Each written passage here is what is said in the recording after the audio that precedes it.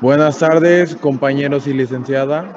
A nuestro equipo nos tocó el tema de arbitraje comercial y está conformado por mis compañeros Kitizawa Misaday Ávila Martínez, Eunice Leiva García, Luis Bricio Romero Ramírez, Walfred Yosimar Tenorio Durán y su servidor José Andrés Aponte Olivares.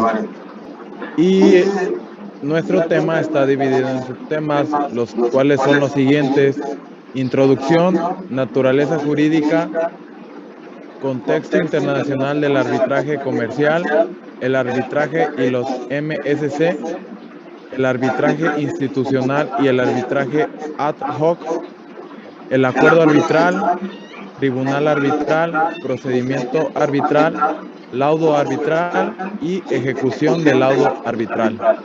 Bueno, en la introducción vemos que en la actualidad se considera el arbitraje comercial el mejor método de solución de conflictos en el ámbito internacional, ya que se considera como una garantía para lograr acuerdos comerciales. El éxito del arbitraje en el mundo de la contratación internacional no solo se refleja en el arbitraje doméstico, sino en los países latinoamericanos, tal como es el caso de México. También se debe a que los actos del sector empresarial y del sector gubernamental desconocen el procedimiento arbitral, pues son precisamente estos los responsables del desarrollo y la difusión de esta cultura. Es importante generar acciones que induzcan el uso del arbitraje, principalmente promover una cultura del arbitraje que puede basarse en sus valores sensibles. El arbitraje cobra mayor relevancia dado al vertiginoso desarrollo de la mediación. El momento histórico que vive la mediación favorecerá la implementación del arbitraje. Al igual que existe una política pública del impulso a los MSC plasmada en nuestra Constitución, lo cual se traducirá en planes de desarrollo de una cultura no adversarial. Por naturaleza jurídica, comprendemos que la función del arbitraje comercial a lo largo de la historia ha generado un sinnúmero de corrientes de pensamiento que pretenden determinar su naturaleza jurídica. Hoy en la actualidad existen tres teorías que sustentan el procedimiento arbitral, tal como lo es la contextualista, la jurisdiccionalista y la mixta. La influencia de estas tres teorías depende del sistema jurídico en el que se desarrolla el arbitraje, pues no significa que las tres interactúen en un solo sistema, sino más bien que las tres están siempre presentes, pues el Estado Mayor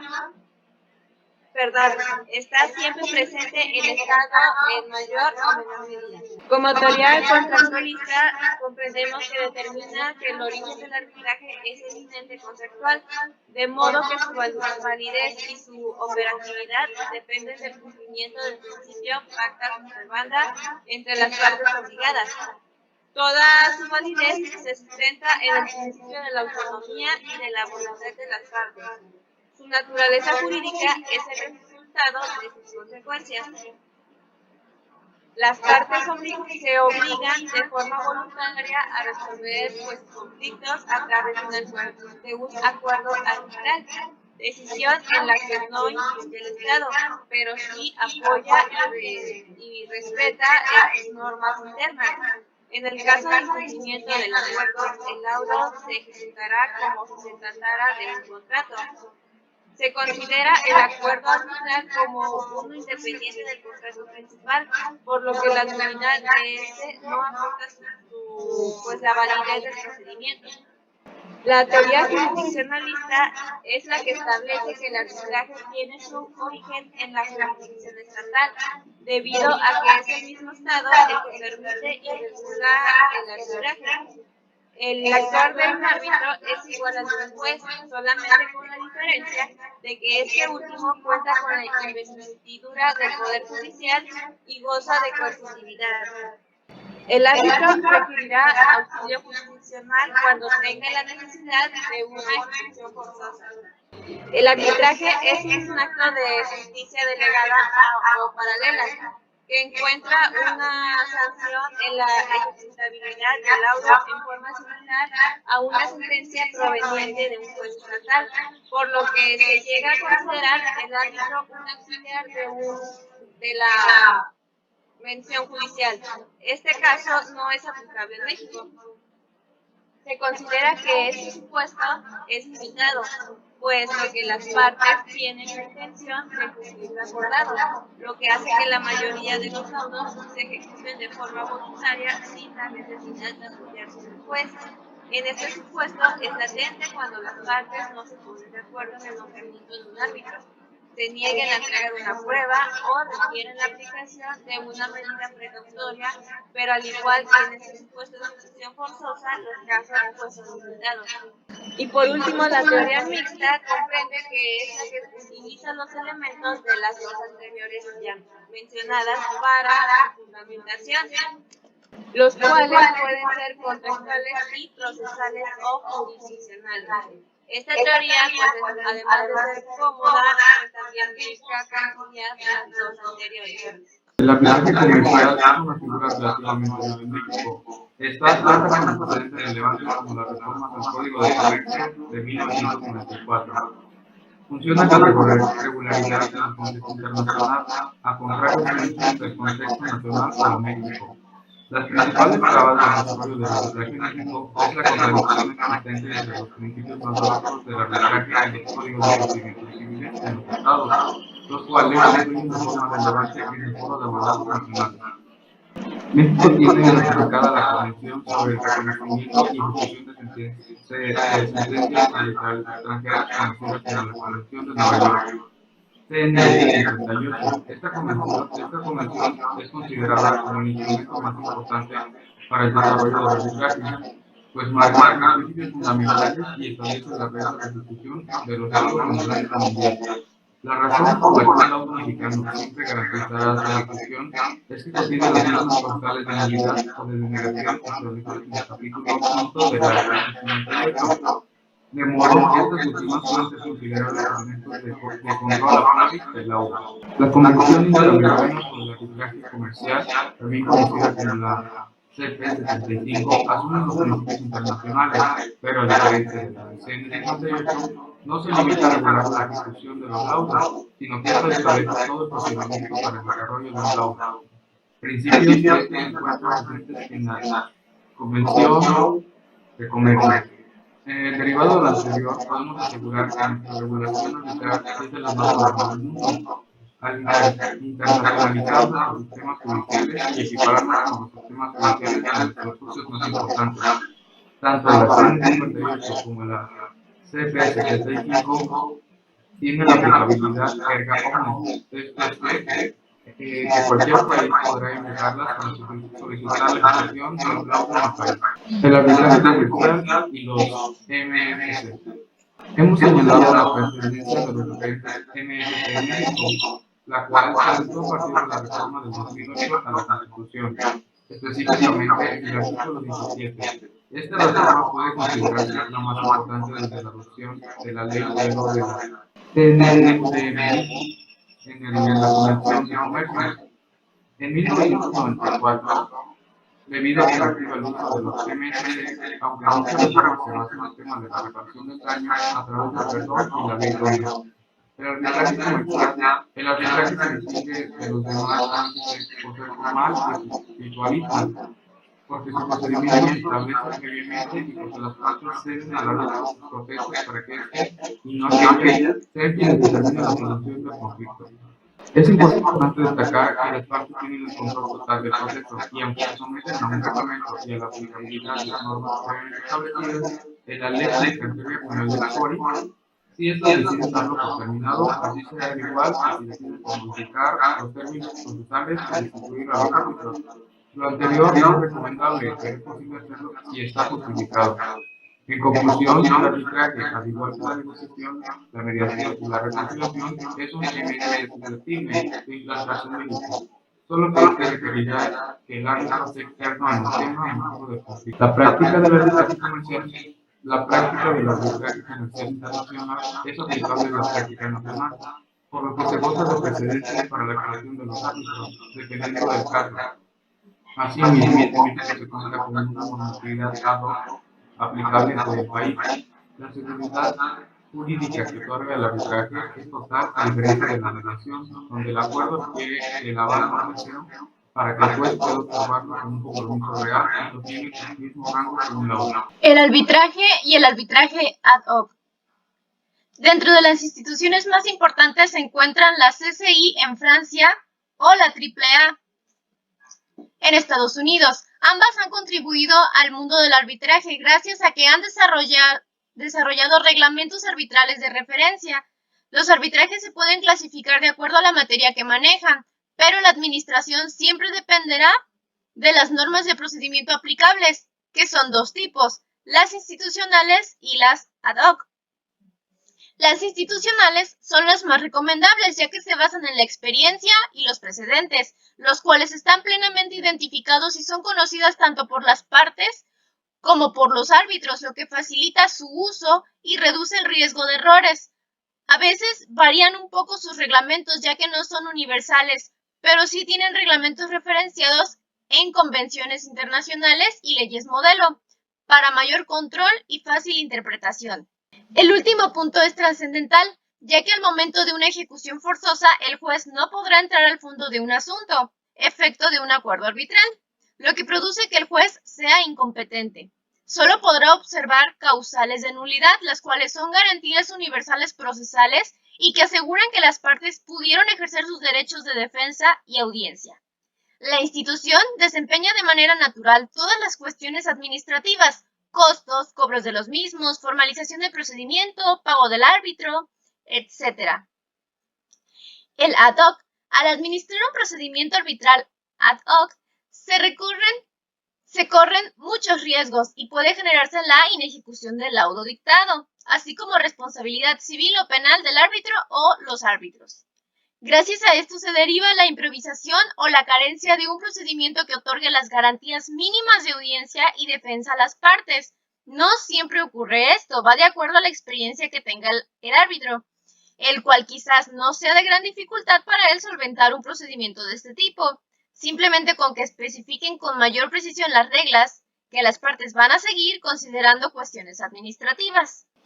El acuerdo arbitral, o conocido como cláusula de compromiso, es de gran relevancia para que el arbitraje, porque uno de sus principales efectos es validarlo, produciendo la incompetencia del juez que no podrá observar el fondo del asunto, como ya lo habíamos dicho. El convenio arbitral se ha convertido en una cláusula de estilo en todo contrato internacional, pero en el ámbito nacional está subutilizado. Este convenio se define como un acuerdo por el que las partes deciden someter al arbitraje todas las controversias que hayan surgido o pueden surgir entre ellas respecto de una determinada relación jurídica contractual. Esto significa que los comerciantes, al firmar un contrato de venta de mercaderías, etc., están de acuerdo a someter cualquier conflicto futuro a un procedimiento arbitral. El sustento jurídico del convenio arbitral se basa en el principio de autonomía de la voluntad de las partes, prevaleciendo en todo momento lo que éstas decidan de común acuerdo, como lo había dicho ya nuestro compañero. No obstante, el convenio arbitral presenta una validez y unos efectos distintos a los del contrato.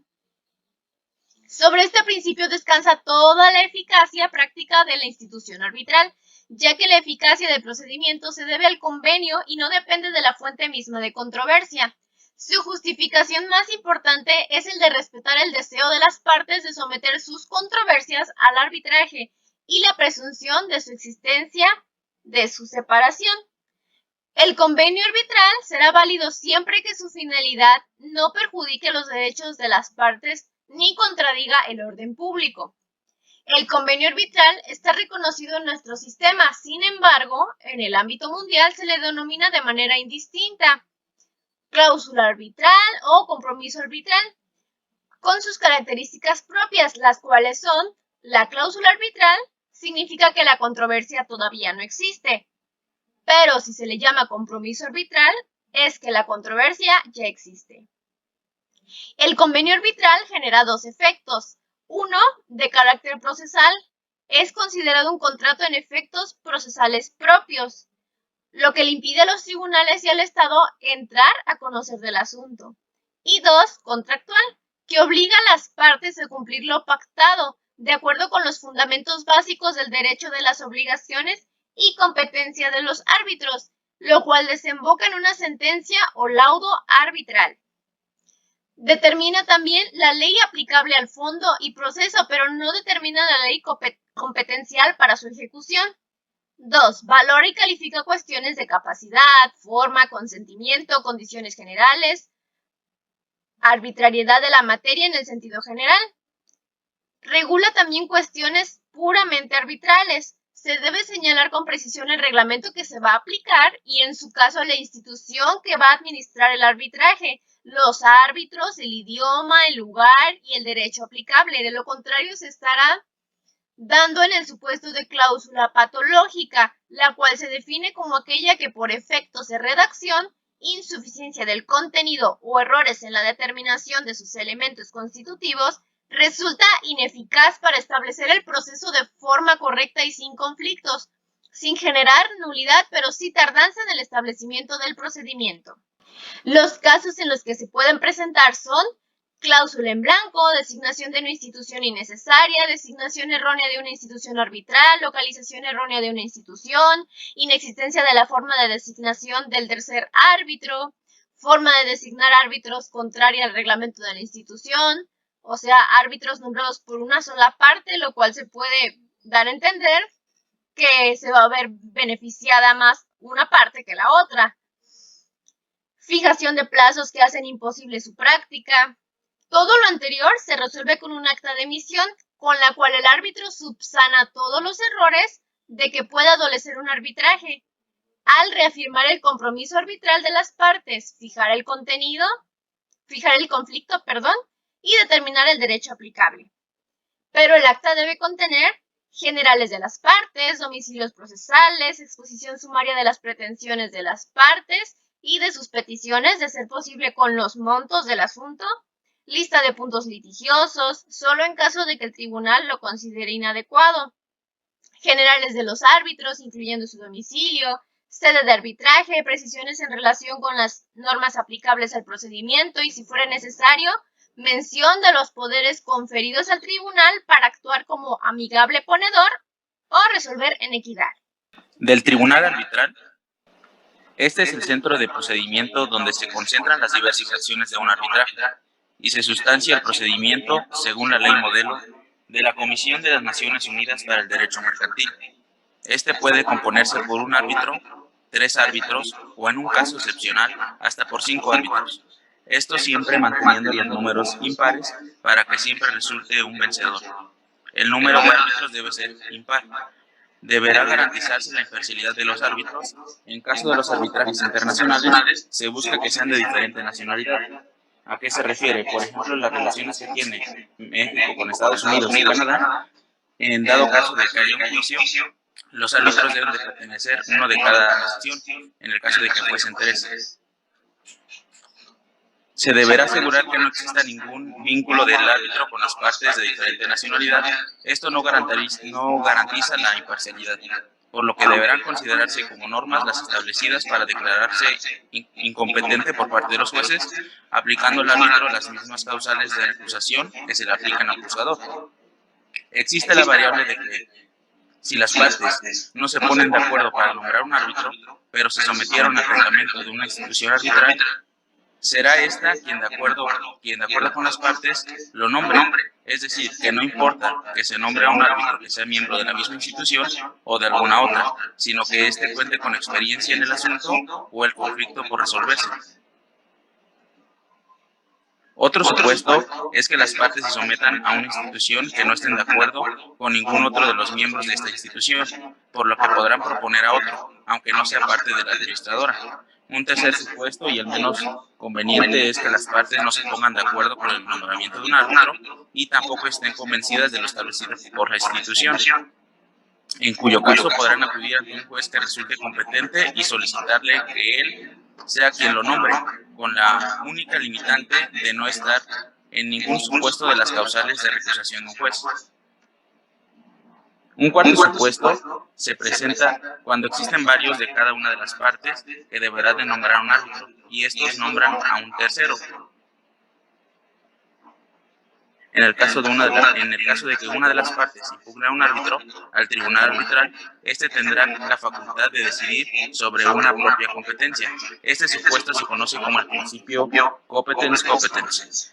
Este principio significa que dicha teoría postula que la primera determinación sobre la validez del acuerdo arbitral, es decir, el primer tiro, le corresponde al árbitro, mientras que el segundo y final le corresponde al juez competente. Se presenta cuando la impugnación de la competencia va dirigida a los árbitros y argumenta la nulidad del convenio. O dos, si la impugnación es sobre el contrato, el principio de autonomía aislará el contrato, facultando al árbitro para conocer de la excepción. Del procedimiento arbitral. El procedimiento arbitral tiene como base un reglamento, ya sea en el procedimiento sustentado en una institución o en un arbitraje ad hoc. En cualquiera de los dos casos, el procedimiento deberá ser conforme a derecho o en equidad.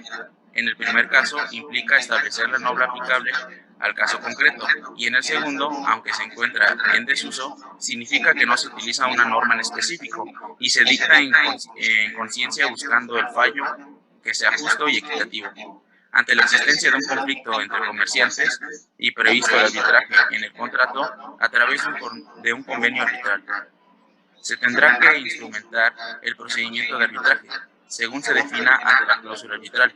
De cualquier manera, se podrán instrumentar el procedimiento, aunque las partes no lo hayan señalado en el contrato, siempre y cuando estén de acuerdo. En el primer caso que se planteaba, se apegarán a las reglas que marca la institución administradora del procedimiento, como la AAA, que es la Asociación Americana de Arbitraje, y la CCI, que es la Cámara de Comercio Internacional, por mencionar algunas. Pues cabe recordar que la cláusula o convenio de arbitraje señala que el reglamento y el derecho es aplicable. En el segundo caso, las partes tendrán que proporcionar todos los elementos pertinentes para probar su dicho. De igual manera, se les solicitará toda la información que el árbitro o el panel arbitral considere conveniente y que contesten, ya sea por escrito o de manera verbal, a las observaciones de la contraria, según lo marque el reglamento, lo que tendrán por carácter de confidencial. En caso de ser necesario, podrán observarse pruebas documentales y testimoniales por parte de todos los involucrados, así como de algún peritaje. Los términos para la presentación de las pruebas o de las audiencias se efectuarán conforme al reglamento o a discreción del panel arbitral, y en su caso, según lo determinado por las partes. Cabe resaltar que el procedimiento siempre estará condicionado por las partes, de modo que, si ellas determinan ampliar los términos, lo podrán hacer, pero tendrán que ponerse de acuerdo. Y si no es así, no se pueden efectuar ningún cambio y se tendrá que respetar en todo momento las garantías del proceso, como lo es la petición y la audiencia. Finalmente, el panel arbitral dictará su laudo, fundándolo y motivándolo en los razonamientos y elementos proporcionados por las partes. Las características del laudo dependerán del tipo de arbitraje, si es conforme a derecho o en equidad. El laudo se ejecutará de manera voluntaria o forzosa. Laudo arbitral. El laudo arbitral es el único modo formal de dar por terminado el procedimiento arbitral. Existen laudos parciales en el supuesto de que la cosa arbitrada pueda separarse o ante la existencia de un cumplimiento parcial de un laudo. El laudo tiene efecto de cosa juzgada en dos sentidos, formal y material. Es formal en el momento de dictarse el laudo, pero deberá esperar su cumplimiento para que sea material. Ante el hecho de un incumplimiento, se tendrá que solicitar su ejecución forzosa, y no es sino hasta que el juez dicta el exequatur que puede adquirir la categoría de cosa juzgada material. El laudo extranjero goza de la presunción de cosa juzgada, como quedó asentado anteriormente, y al igual que esta, goza de presunción de ejecutabilidad. Es bien sabido que no es permisible la revisión del fondo del asunto establecido en el laudo. Por tanto, una presunción juris tantum en favor de la ejecutabilidad de las sentencias arbitrales y extranjeras. Dichas causas se encuentran perfectamente delimitadas de una forma taxativa como fundamentadoras del rechazo del laudo. Esta presunción establece que el laudo es obligatorio y ejecutable, debido a que los convenios internacionales permiten a los laudos arbitrales internacionales constituirse como títulos ejecutivos. Esto es, que son susceptibles de ejecutarse forzosamente como cualquier sentencia judicial en el derecho interno. El laudo se le equipara con las sentencias judiciales debido a que reúne los elementos necesarios para ello, es decir, que debe existir una controversia y ser sometido a un procedimiento arbitral para su resolución, donde los árbitros actúen como jueces. Por tanto, el laudo es como una sentencia. La única diferencia es que está dictado un órgano jurisdiccional, mientras que aquel es dictado por un tribunal arbitral, el cual es privado y carente de coerción. Montero Roca define que el laudo es un título que los se asimilan a la sentencia y ello se le ejecutan de la misma manera. El laudo tendrá que dictarse por mayoría de votos, dirimiendo el empate el presidente al considerar los rubros. 1. Nombres y circunstancias personales de los árbitros y de las partes. 2. Lugar en que se pronuncie el laudo. 3. La cuestión sometida a arbitraje. 4. Las alegaciones de las partes. 5. Una sucinta relación de las pruebas. Y 6. La decisión arbitral y su fundamentación. Ejecución del laudo arbitral. La ejecución del laudo tiene dos vías, la voluntaria y la forzosa. En el primer caso, el procedimiento no es más que la disposición de las partes de atacar el laudo y realizarlo. En el segundo caso, la parte que pretende ejecutar el laudo lo tendrá que someter a una homologación, lo que se le conoce como procedimiento de exequatur, según el capítulo 4 del COM. El laudo se equipara a una sentencia, por lo que el juez solo tendrá que revisar los elementos establecidos en el artículo 5 de la CNY 58, que es la Convención sobre el reconocimiento y la ejecución de las sentencias arbitrales extranjeras, y no podrá conocer el asunto del fondo.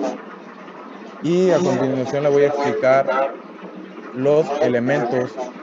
Una vez valorado, el juez ordenará su ejecución sin recurso alguno para la parte que se negó a ejecutarlo, lo cual vienen los siguientes elementos: la capacidad personal o en representación de la que deben gozar las partes, la posible invalidez del acuerdo, el cual se dará si no se cumplen las normas mínimas que debe reunir la exteriorización de la voluntad de las partes para comprometerse en arbitrajes, la debida notificación en la constitución del tribunal arbitral en relación con el reglamento arbitral al cual las partes se someten, verificar que las partes no estén en el supuesto de rebeldía, la imparcialidad del tribunal o panel arbitral, según el artículo 1434 del COM, la congruencia del laudo dictado por el árbitro, evitar cualquier irregularidad en la constitución del tribunal y durante el procedimiento,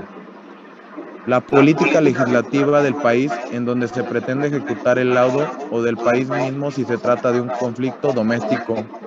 Y para terminar, si el objeto del conflicto no es susceptible de solución arbitral, dado lo que es arbitrable en un país, no lo es en otro, como sucede con el orden público, prevalece entonces la lex fori. En este caso, se tendrá que observar la norma jurídico del derecho interno. Y bueno, compañeros, esta sería nuestra exposición. Espero les haya gustado